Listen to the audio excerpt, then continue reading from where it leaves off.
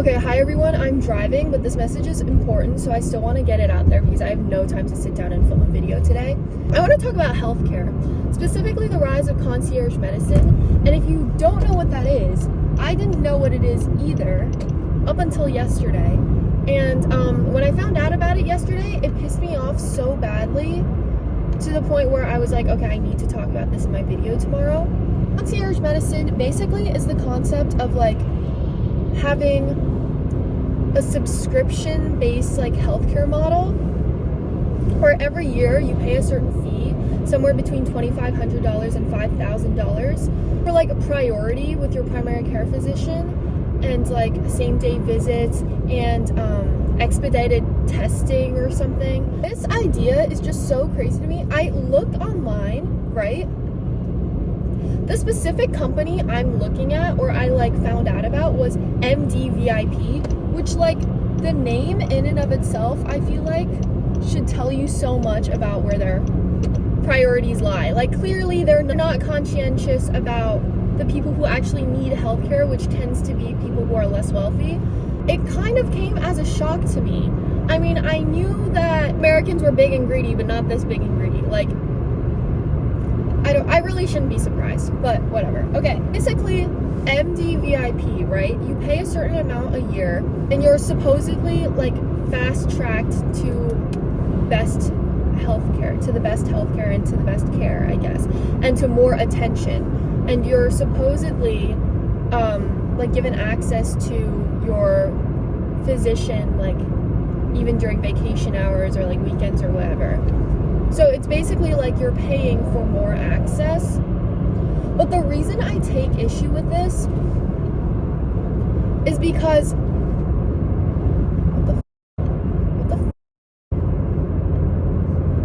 merge! Oh my god, merge! The reason I take issue with this is because it's extremely unethical. This to me just screams price gouging, but for healthcare. Because you're purposefully, first of all, okay, healthcare already has so much unnecessary shit. You already pay for your insurance, right? And some people have a deductible plan, which like didn't even exist up until 20 years ago. It's just something that they made up just so you can get more money. Kind of like the VIN check in Rhode Island. If you're not from Rhode Island, then you're probably not familiar, but it's basically just this thing, this additional step that you have to go through when buying a car, where you have to go to the police office, spend $20 just so they can look at your registration and the number on your car and be like, yep, this matches up. So completely unnecessary because they do that at the DMV anyway, and when you buy the car and when you register the car. Like, it's already a part of the process, but they add another part just to get that extra $20 out of you. It's like that, but on a worse level. And I also compare it to price gouging because to me it's like, okay, price gouging, the number one example of price gouging is like in a hurricane zone or whatever, they like would purposefully supply less water or restrict their water access, like when they knew that a hurricane was coming, just so people would pay more for the water that was there and it would drive the prices up. Kind of like that, like you're selectively limiting the accessibility of your product, or in this case healthcare, in order to get more money from the people who can afford it. But what this inadvertently does is makes it less accessible to the people who actually need it, right? And maybe you're thinking like, okay, Noella, that's just how the world works. I don't care if that's how the world works. I'm mad about it. That's why I'm telling you about it. I'm going to complain about it because I'm mad. I don't care if you think that's how the world works. Like, obviously, I'm unhappy with how the world works. Some of you people just don't understand that. You're like, yeah, but that's just how the world works. Okay, if everyone said that ever, nothing could get ever changed. Ever. Nothing could ever get changed, ever. Yeah, so concept of MDVIP, right? You're paying a premium for what used to be the bare minimum in healthcare, or for what used to already be included as a part of what you pay for insurance. And they're just calling this like exclusive or like higher quality healthcare. people are like, oh yeah, the reviews are great. The reviews are great for it. Like, no shit, the reviews are great. Because if you're paying extra, then of course your doctor is going to pay more attention to you. So I'm sure that it works, right? But I'm just saying, like, the rise of this kind of healthcare model is a problem, because it's going to make the standard of healthcare like even more ridiculous than it already is, which we don't need. It's going to make it even more inaccessible when it's already pretty damn inaccessible in America. Like, why are you adding a layer? And so the people who don't want to pay for this service, right? And they're also patients of a doctor who offer this service, are now put on the back burner. And I just know they're not getting the treatment that they deserve and are paying their insurance for. Like, that's just a natural byproduct of what happens with this sort of thing. And I think everyone knows, like, it doesn't take, I'm not an economics major, but it doesn't take much to realize that. So if you're sitting there commenting or thinking, like, what do you know about economics in the world? I know enough to infer what would happen in a system like this, because I've seen it in other ways. Like, I've seen it manifest in other ways, like with price gouging, okay? Is that not crazy to you? Like, yes, obviously people who are richer have access to better things. Like, no one is denying that. But as, like, a physician, how can you, like, sleep at night? Like, knowing, like, that testing should be accessible to everyone and included in the price of the insurance that they already pay. So why are you adding a fee? It's unethical. Like, it rubs me the wrong way. And if you see the ads for the MD VIP stuff, it's so weird. It's like, it's sketch. It gives like pyramid scheme or something. And also, MD VIP is owned by Goldman Sachs. Goldman Sachs is not not really a model for ethics, you know. It's a model for money making, sure, but it's not really a company that I would look to when I think of the most ethical practices. Like, if I were to try to configure the healthcare system in a way that's more ethical, I would not be like, oh yeah, let's just call up Goldman Sachs. I hate how many schemes like this are popping up. Okay, I started with healthcare. I have another thing that was bothering me lately. Prediction markets. I don't blame the people who are using it to gamble. Sports betting and stuff like that has always been a thing, you know? Like, I'm not going to blame someone for sports betting on a specific platform. But I am going to question the implications of using a platform filled with insider traders. Noel Miller did a YouTube video on this, and he has like a lot of really good points.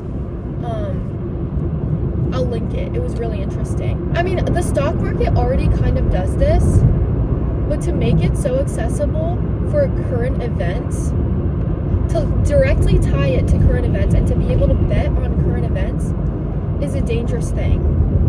When I tell you it's all insider trading, the reason you should believe me is like, why would you bet on something so specific or something so nuanced such as a current event unless you know something? And also, I'm pretty sure there has been research done on this. Why would you bet on an airplane, a specific airplane from a specific airline crashing unless you knew something about it? There are people who bet on the leader of Venezuela getting captured, and all of a sudden the leader of Venezuela gets captured, and the people just happen to work in the government. Interesting. There was also that French guy who funded his own research on the 2024 election, and he, using his like own $1 million or whatever that he invested in the election, found out, or he figured that Donald Trump would win, and that caused a lot of people to put money on Donald Trump in these prediction markets. That altered the markets. It's so bright. I lost my sunglasses. I can't see. So all these people bet on Donald Trump. I just think it's a little odd that we're allowing this. I just think it's a little bit odd. It can move people into a mass hysteria. And I think it's an unethical way for the people who are insider trading to get rich, or in the case of that French guy, not necessarily rig the election, but definitely convince a lot of Americans that the election is going to go one way or another, because what he did swayed the market. It really did, because a lot of Americans were like, oh my God, I guess Donald Trump really is going to win.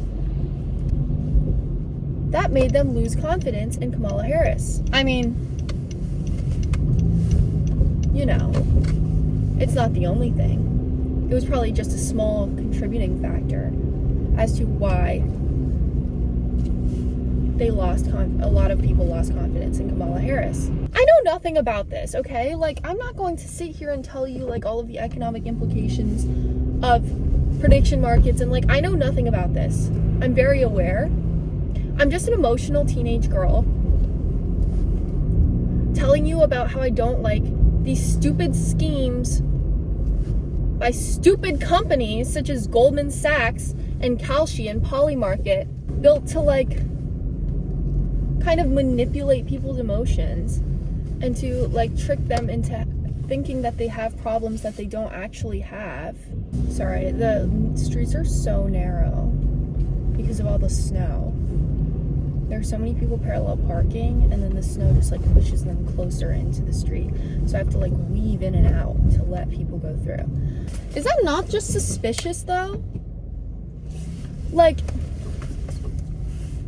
and the fact, so healthcare is now basically just become an elite thing. Okay, back to the healthcare thing. It's become something that if you want any sort of, like, basic care such as medical testing done, you have to pay a certain amount, an additional amount, in addition to all of the insurance and the deductibles that you already pay. Pay an additional fee every year. And now, I don't even know how to explain the prediction market thing to you, okay? It's like an instinct. Like, I don't even know how to, like, say that I'm uncomfortable with it, or, like, why I'm uncomfortable with it, per se. I just know I am. It's just a fact of life. I am uncomfortable with it. You know?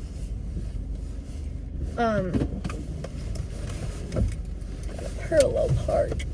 I don't like that you can bet on something that could happen in the future that's in your control, or could be in your control. In this way, the government and people working for the government, or people who have a lot of power, could get away with things and make money off of the things that they're doing under the guise of just betting on world events. It's going to affect politics. It's going to affect democracy. I stand by it. I don't know. It doesn't sit right with me. I'm aware a lot of this is emotion-based. I don't care. It doesn't sit right with me. I don't like VIP, MD VIP. Stupid name, by the way. Has a nice ring to it, but stupid name. And I don't like Kalshi, and I don't like Polymarket. And if you don't see where I'm coming from, well then, I don't know. I don't know what to tell you. Okay, whatever, that's it. I guess that's it for my video. Hashtag Noella becomes class conscious. Except not really. I feel like this is a very rudimentary, basic thing that I'm allowed to be mad at. You could easily see why this is a problem. I'm leaving now. Thank you for watching my video. Sorry it was very low effort, clearly, but I will try to make a better one next time. And it may be in Korean, so sorry to my English viewers. Bye-bye.